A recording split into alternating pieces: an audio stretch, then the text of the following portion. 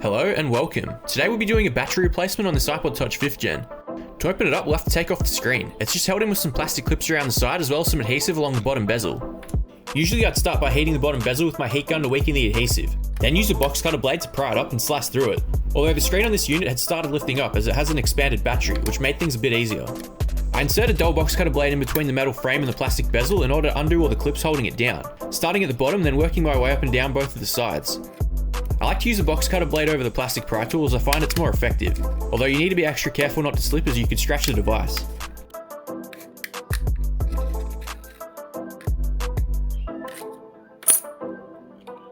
After all the clips have been released, you can fold the screen open like this. You need to be careful of the LCD and camera flex cables as they're pretty fragile, and if you tear them you need to buy a new screen or front facing camera.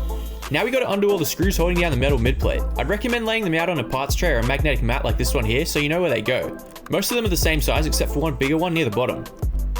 In some cases, putting the wrong screw in the wrong hole can cause damage to your device, especially if it's one that goes through a circuit board or is near a screen. You won't cause any damage if you mix them up here, but for that reason it's a good practice to put them in the exact holes they came from. Before we take out the mid-plate, we'll have to weaken the adhesive holding down the home button flex. I sprayed the area with a bit of isopropyl alcohol, then gently lifted it up using the blade.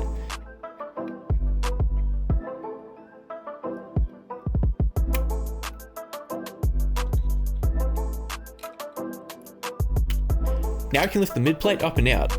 As you can see, the battery's pretty expanded on this one. Now over to the soldering iron. The solder joints for the battery are hidden under this little black piece of tape. Lift that up using some tweezers, then remove the Captain tape underneath that as well. I then applied some flux to the top of the pads. This will make it flow much better. We don't actually have to remove the LCD in order to replace the battery, but we do have to keep it in that upright position. So find something to lean it up against, such as a stack of books or a bottle of water, so we can use two hands while we do the battery replacement. I ended up using the roll of solder. First I applied some extra solder to each of the pads. Then I held the iron on each pad and pulled up the battery flex one by one using the tweezers. It's actually slightly adhered down on the sides on this model too. Just make sure the solder's actually flowing as you're pulling up so you don't rip the pads off the logic board. Now we've got to pry the battery out of the case. It's held down using adhesive, although not the pull tab types like on the iPhones. I like to spray some alcohol around the outside to weaken the adhesive, then pry it up using a metal pry tool. Obviously you need to be careful not to puncture it or bend it too much as there is a potential fire risk. Also, when you're spraying alcohol, make sure not to get any near the LCD, as if it gets behind the backlight it can cause a watermark.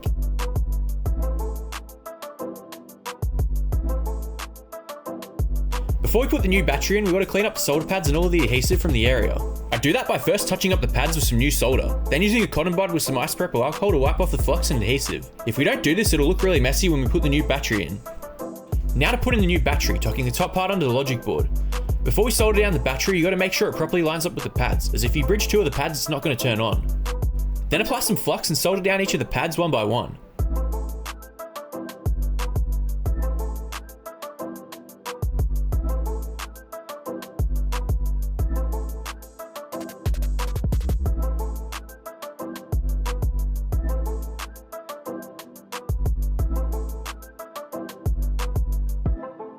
Before we reassemble it, I clean up all the flux with a cotton bud and some isopropyl alcohol, then put a piece of Captain tape over the joint so it doesn't short out on the mid-plate.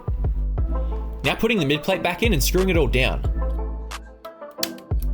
I got this electric screwdriver, which is pretty unnecessary but it does save a small amount of time on devices with a lot of screws like this.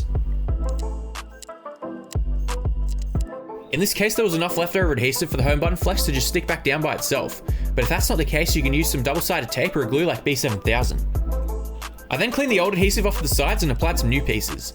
I don't think it's always necessary to replace those in this model as the screen's held in mostly by the clips, but since the glass had started peeling off the plastic bezel I thought it'd be a good idea. It's also probably a little easier to remove the old adhesive before you install the mid-plate as well.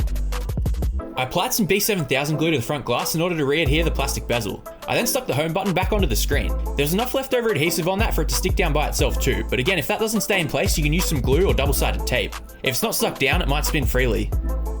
I then sealed the thing back up and now we're done. I charged it up and the iPod's now working again. This one was actually a mail-in repair. If you have an iPod you want to get fixed, you can book through my website. Link's in the description. Hit the like and subscribe if you want to see more iPod videos like this. I hope you were able to fix your iPod. Thanks for watching.